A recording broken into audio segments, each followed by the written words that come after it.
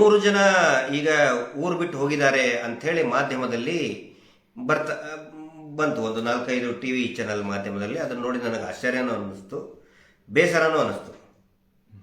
ಯಾಕಂತ ಹೇಳಿದ್ರೆ ಮಾಧ್ಯಮಗಳು ನಾವು ನಿರಂತರವಾಗಿ ನಾವು ಹೇಳ್ತಾನೆ ಇದ್ದೀವಿ. ವಿಶೇಷವಾಗಿ ನಮ್ಮ ಅಕ್ಷರ ಮೀಡಿಯಾ ರಾಜು ಅವರು ಅಂದರೆ ಅವರು ಡೈರೆಕ್ಟ್ ಆಗಿ ಕೇಳ್ತಾ ಇದ್ದಾರೆ ಮಾಧ್ಯಮಕ್ಕೆ, ಯಾಕೆ ನೀವು ಸುಮ್ಮನೆ ಇದ್ದೀರಿ ಈ ಅಕ್ರಮಗಳ ಬಗ್ಗೆ ಅಂತ. ಚಾಮರಾಜನಗರದಲ್ಲಿ ಪಾಪ ಮಗು ಹೇಳ್ತಲ್ಲ, ನಾನು ಕಿಡ್ನಿ ಆದ್ರೂ ಮಾರಿ ನನ್ನ ಅಪ್ಪ ಅಮ್ಮ ಮಾಡಿದ ಸಾಲ ತೀರಿಸ್ತೀನಿ ಅಂತೇಳಿ. ಎಂಥ ಕರಳು ಹಿಂಡುವಂತಹ ಮಾತದು. ತುಂಬಾ ನಮಗೆ ವಿಷಯ ಸಿಕ್ಕಿದೆ. ನಮಗೆ ಇಂಥವು ಕಡಿಮೆ ಅಂತಂದ್ರೆ 1,000 ಎಕ್ಸಾಂಪಲ್ ಇದೆ. ಎತ್ತು, ಎಮ್ಮೆ, ಆಕಳು, ಆಡಿನ ಮರಿ ಮಾರಿ ಕಟ್ಟಿದ್ದಾರೆ ಧರ್ಮಸ್ಥಳದ SKDRDP ಇದು. ಆದ್ರೆ ನಿನ್ನೆ ನನಗೆ ಬೇಸರ ಆಗಿದ್ದಂದ್ರೆ ಮಾಧ್ಯಮಗಳು ಪ್ರಸಾರ ಮಾಡ್ತಾ ಇದ್ದಾರೆ, ಮಾಡಿದ್ರು. ನಿನ್ನೆ ಫಸ್ಟ್ ಟೈಮ್ ಮಾಡಿದ್ದು ಮೈಕ್ರೋ ಫೈನಾನ್ಸ್. ನಾನು ಕೇಳೋದು ಒಂದೇ, ಯಾಕೆ ನಿಮಗೆ ಆ ಮೈಕ್ರೋ ಫೈನಾನ್ಸ್ ಕಂಪನಿ ಹೆಸರು ಹಾಕ್ತಾ ಇಲ್ಲ? ಹಾಕ್ಬೇಕಲ್ಲ. ಸಂಘ ಅಂತ ಹೇಳ್ತಾರೆ. ಯಾವ ಸಂಘ? ಮಾಧ್ಯಮಗಳಿಗೆ ಏನಾದ್ರೂ ನಾಚಿಕೆನಾ ಧರ್ಮಸ್ಥಳ ಮೈಕ್ರೋ ಫೈನಾನ್ಸ್ ಅಂತ ಹೇಳೋದಕ್ಕೆ? ನಿನ್ನೆ ನೋಡಿ, ನಾನು ಅಬ್ಸರ್ವ್ ಮಾಡಿದೆ, ಆ ಚಾಮರಾಜನಗರದಲ್ಲಿ ಲಾಸ್ಟಿಗೆ ಒಬ್ರು ಅಲ್ಲಿರುವಂತಹ ಒಬ್ಬ ಪ್ರಜ್ಞಾವಂತ ನಾಗರಿಕರಿಂದ ಒಂದು ಬೈಟ್ ತಗೋತಾರೆ. TV9 ಮತ್ತೆ ಪಬ್ಲಿಕ್ ಟಿವಿ ಮತ್ತೆ ಇನ್ನೊಂದು 3-4 ಚಾನಲ್ಗಳು ಅವ್ರದ್ದು ಬೈಟ್ ತಗೋತಾರೆ. ಅವರು ವಿವರಣೆ ಕೊಡ್ತಾರೆ ಸಂಪೂರ್ಣವಾಗಿ. ಕೊನೆಗೊಂದು ಪ್ರಶ್ನೆ ಕೇಳ್ತಾರೆ ವರದಿಗಾರರು. ಏನಂತ ಹೇಳಿದ್ರೆ, ಯಾವ್ಯಾವ ಮೈಕ್ರೋ ಫೈನಾನ್ಸ್ ಅಂತ ಕೇಳ್ತಾರೆ. ಅವನು ಹಿಂತಿಂತವು ಅಂತ ಹೇಳೋದು ಹೊತ್ತಿಗೆ ಆ ಕಟ್ ಆಗಿಬಿಡ್ತದೆ, ವಿಡಿಯೋ ಮ್ಯೂಟ್ ಆಗಿಬಿಡ್ತದೆ ಪೂರ್ತಿಯಾಗಿ. ನಾನು ಕೇಳೋದು, ಮಾಧ್ಯಮಗಳಿಗೆ ವೀರೇಂದ್ರ ಹೆಗ್ಗಡೆ, ವೀರೇಂದ್ರ ಜೈನ್ ಸ್ಥಾಪನೆ ಮಾಡಿದಂತಹ ಮೈಕ್ರೋ ಫೈನಾನ್ಸ್ ಅಂತ ಹೇಳೋದಕ್ಕೆ ನಾಚಿಕೆನಾ ಸರ್? ಕಿಟ್ ಕೊಡ್ತಾರಲ್ಲ ಸರ್, ಕಿಟ್ಟು.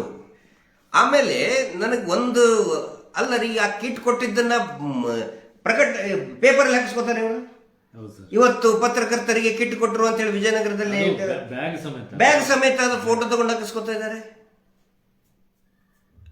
ಈ ಮೈಕ್ರೋ ಫೈನಾನ್ಸ್ಗಳು ಬ್ರಹ್ಮ ರಾಕ್ಷಸನಂತೆ ಇವತ್ತು ಕರ್ನಾಟಕದಲ್ಲಿ ಬೆಳೆಯೋದ್ರಲ್ಲಿ ಮಾಧ್ಯಮಗಳ ಪಾತ್ರನೂ ಕೂಡ ಬಹಳಷ್ಟಿದೆ. ಅಂದ್ರೆ ಮುಖ್ಯವಾಹಿನಿಯ ಮಾಧ್ಯಮಗಳು, ಟಿವಿ ಚಾನಲ್ ಇರ್ಬೋದು, ಪತ್ರಿಕೆಗಳಿರ್ಬೋದು, ನಿರಂತರವಾಗಿ ನಾವು ಹೇಳ್ತಾನೆ ಇದೀವಿ, ದಯವಿಟ್ಟು ಅದನ್ನು ಹಾಕಿ, ಜನ ಜಾಗೃತರಾಗಲಿ.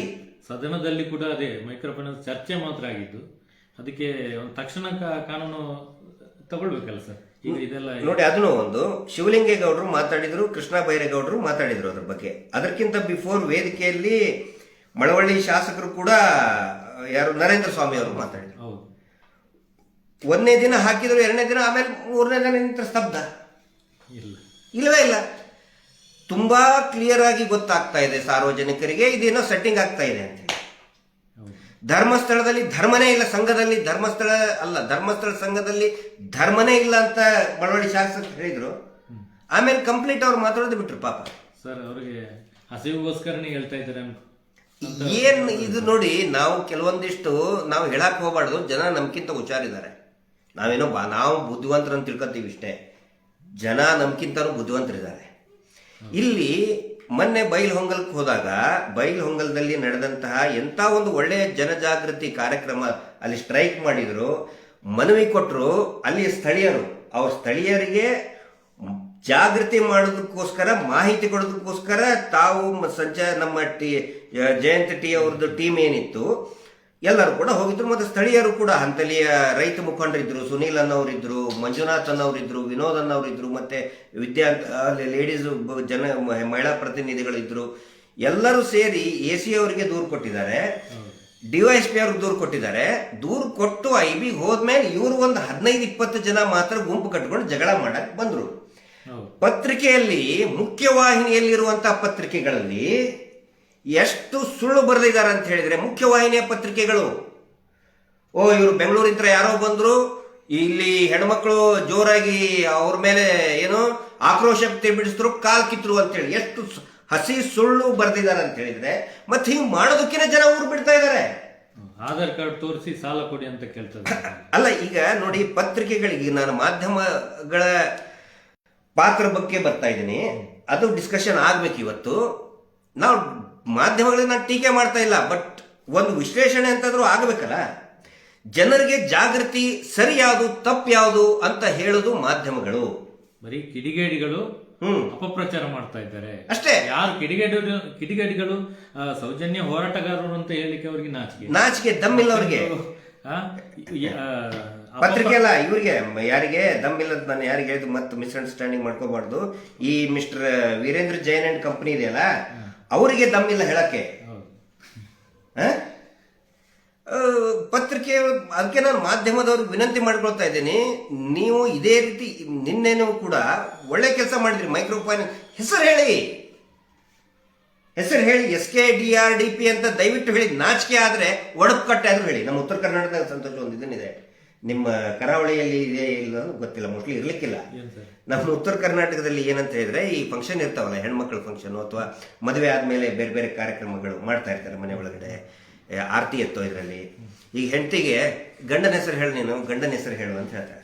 ಗಂಡನ ಹೆಸರು ಹೇಳಕ್ ನಾಚಿಕೆ ಹೆಂಡತಿಗೆ, ನಮ್ಮೂರಲ್ಲಿ ಇಲ್ಲ, ಹೇಳಿಕ್ಕಿಲ್ಲ, ನಾಚಿಕೆ. ಅದಕ್ಕೆ ಏನ್ ಮಾಡ್ತಾರೆ, ಒಡಪು ಕಟ್ಟಿ ಹೇಳ್ಬೇ ನೀನು, ಒಡಪು ಕಟ್ಟಿ ಹೇಳು. ಒಡಪು ಅಂತ ಹೇಳಿದ್ರೆ ಒಂದು ಒಡಪು. ಈಗ ನಮ್ಮ ಇದ್ರಲ್ಲಿ ಹೇಳ್ತಿದ್ರು 3 × 3 9, ನನ್ನ ಗಂಡ ಇಸ್ ವೆರಿ ಫೈನ್ ಅಂತ, ಹಿಂಗೆ.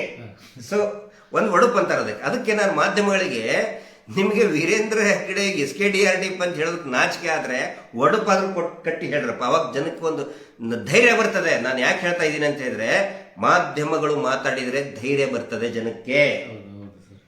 ಇವತ್ತು ಈ ಹೋರಾಟ ನಿಂತಿರೋದು ಯೂಟ್ಯೂಬ್ಗಳ ಮೇಲೆ ಮತ್ತು ಫೇಸ್ಬುಕ್, ಸಾಮಾಜಿಕ ಜಾಲತಾಣಗಳು ಮತ್ತು ಸ್ಥಳೀಯ ಪತ್ರಿಕೆಗಳು, ಕೆಲವೊಂದಿಷ್ಟು ವಾರ ಪತ್ರಿಕೆಗಳ ಧೈರ್ಯದ ಮೇಲೆ ನಿಂತಿದೆ ಹೋರಾಟ. ನೀವು ಮಾತಾಡಕ್ ಪ್ರಾರಂಭ ಮಾಡಿ ದಯವಿಟ್ಟು. ಅವರನ್ನು ಪರ್ಚೇಸ್ ಮಾಡಿ ನೋಡಿದ್ದಾರೆ, ಕೆಲವರೆಲ್ಲ ಹೋಗ್ತಾ ಇದ್ದಾರೆ. ಇಲ್ಲಿ ನೋಡಿ, ಗಟ್ಟಿಯಾಗಿ ನಿಂತವರು ನೈಜ ಹೋರಾಟಗಾರರು ಈಗಲೂ ಇದ್ದಾರೆ. ಸೌಜನ್ಯ ಹೋರಾಟ ಯಾವ ಕಾರಣಕ್ಕೂ ನಿಲ್ಲಲ್ಲ. ಮಾತ್ರ ಬಿಟ್ಟೋದವರಿಗೆ ಸರಿಯಾಗಿಲ್ಲ. ಯಾರ್ಯಾರು ಬಿಟ್ಟು ಹೋಗಿದ್ದಾರೆ ಅವರು ಅನುಭವಿಸಿದ್ದಾರೆ.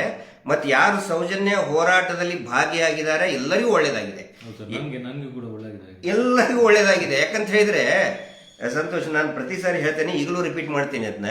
ಈ ಸೌಜನ್ಯ ಹೋರಾಟ ಅಂತ ಹೇಳಿದ್ರೆ ನಾವು ಆ ಮಂಜುನಾಥ ಸ್ವಾಮಿಯ ಒಂದು ಸೇವೆ ಅಂತ ಮಾಡ್ತಾ ಇದೀವಿ. ಈಗ ಅನೇಕ ಜನ ಪಾದಯಾತ್ರೆ ಮಾಡ್ತಾರೆ ಧರ್ಮಸ್ಥಳಕ್ಕೆ, ಆ ನಂತರ ಉರುಳು ಸೇವೆ ಮಾಡ್ತಾರಲ್ಲಿ, ಆ ನಂತರ ಮುಡಿ ತೆಗಿಸ್ಕೊತಾರೆ. ನಾನು ಮುಡಿ ತೆಗಿಸ್ಕೊಂಡಿದ್ದೇನೆ, ನಾನು ಮುಡಿ ಕೊಟ್ಟಿದ್ದೇನೆ ಧರ್ಮಸ್ಥಳ ಮಂಜುನಾಥ ಸ್ವಾಮಿ. ಅದು ಮುಡಿ ಕೊಟ್ಟ ಮೇಲೆ ನಾನು ಕಾಡಾ ಚೇರ್ಮನ್ ಆಗಿದ್ದೆ. ನಾನು ಮದುವೆ ಆಗಿದ್ದು ಕೂಡ ಅಲ್ಲಿ, ನೀವು ಕೂಡ ಅಲ್ಲೇ ಆಗಿದ್ದು. ನಾನು ಮಂಜುನಾಥ ಸ್ವಾಮಿ ಮುಡಿ ಕೊಟ್ಟ ಮೇಲೆ ನಾನು ಕಾಡಾ ಚೇರ್ಮನ್ ಆಗಿದ್ದೆ. ಇಲ್ಲಂದ್ರೆ ಫಿಲ್ಮ್ ಇಂಡಸ್ಟ್ರಿ ಚೇರ್ಮನ್ ಆಗಿದ್ದೆ. ಬೇಜಾರಾಗಿ ಹೋಗ್ಬಿಟ್ಟಿತ್ತು ನನಗೆ. ಬರೀ ಮುಂಜಾನೆ ನಿಂತರ ಸಾಯಂಕಾಲ ಸಿನಿಮಾದವ್ರದ್ದು ಅದೇ ಇದನ್ನೇ. ನಾ ಯಡಿಯೂರಪ್ಪನವ್ರು ಕೇಳಿದೆ, ಸರ್ ನನಗೆ ಸಾಕಾಗಿದೆ, ನನಗೆ ಆ ಕಡೆ ಯಾಕೆ ಅಂತೇಳಿ. ನಾನು ಯಡಿಯೂರಪ್ಪನವ್ರ ಮನೆಗೆ ಹೋದಾಗ ನಾನು ಗುಂಡು ಹೊಡ್ಸ್ಕೊಂಡೇ ಹೋಗಿದ್ದೆ. ನಾನು ಗುರ್ತ ಸಿಗ್ಲಿಲ್ಲ, ವಿಜೇಂದ್ರ ಅವ್ರಿಗೆ ಗುರ್ತ ಸಿಗ್ಲಿಲ್ಲ. ಅಯ್ಯೋ ಏನು ಗಿರೀಶ್ ನೀವು ಹಿಂಗ ಅಂತೇಳಿ ಹೇಳಿದೆ. ಮಂಜುನಾಥ ಸ್ವಾಮಿಗೆ ನಾನು ಅರ್ಕೆ ಐತೆ ಸರ್ ಅಂತೇಳಿ ಇಮಿಡಿಯೇಟ್ ಆಗಿನೇ ಒಂದು 2-3 ಡೇಸ್ನಲ್ಲಿ ಕಾಡಾ ಚೇರ್ಮನ್ ಅದೇ ನಾನು. ಅಂದ್ರೆ ಒಬ್ಬೊಬ್ಬರು ಒಂದೊಂದು ರೀತಿ ಹರಕೆ ಇದನ್ನ ಮಾಡ್ತಾರೆ. ಈ ಹೋರಾಟ ಏನಿದೆಯಲ್ಲ, ಇದು ಕೂಡ ಮಂಜುನಾಥ ಸ್ವಾಮಿಯ ಸೇವೆ ಅಂತ ನಾವು ಮಾಡ್ತಾ ಇದೀವಿ. ಎಲ್ಲರೂ ಕೂಡ ಅದರ ಸಲುವಾಗಿ ನಾನು ಹೇಳ್ತಾ ಇದ್ದೀನಿ, ದಯವಿಟ್ಟು ಈ ಹೋರಾಟದಲ್ಲಿ ಭಾಗಿಯಾಗಿ. ಈ ಮೀಟರ್ ಬಡ್ಡಿ ದಂಧೆ ಮಾಡಿ ಮಾಡಿ ದುಡ್ಡು ಗಳಿಸಿ, ನೀವು ಏನು ದುಡಿಯೋ ವರ್ಗ ಇದೆ, ನೀವು ವಾರ ವಾರ ನೀವು ಚೈನ್ ತಾಳಿ ಮಾರಂತವ್ರಿದ್ದಾರೆ. ಈ ಚಾಮರಾಜನಗರದ ಬರೀ ಒಂದು ಸ್ವಲ್ಪ ಹೇಳಿದ್ದಾರೆ ಇವರು, ಇಡೀ ರಾಜ್ಯದ ಹೇಳಿದ್ರೆ ಆಕಳ ಮಾರಿದ್ರು, ಭೂಮಿ ಮಾರಿದ್ರು, ಎಲ್ಲಾ ದಾಖಲೆ, ಎಲ್ಲಾ ವಿಡಿಯೋಗಳು ನಮ್ಮ ಹತ್ರ ಇದೆ.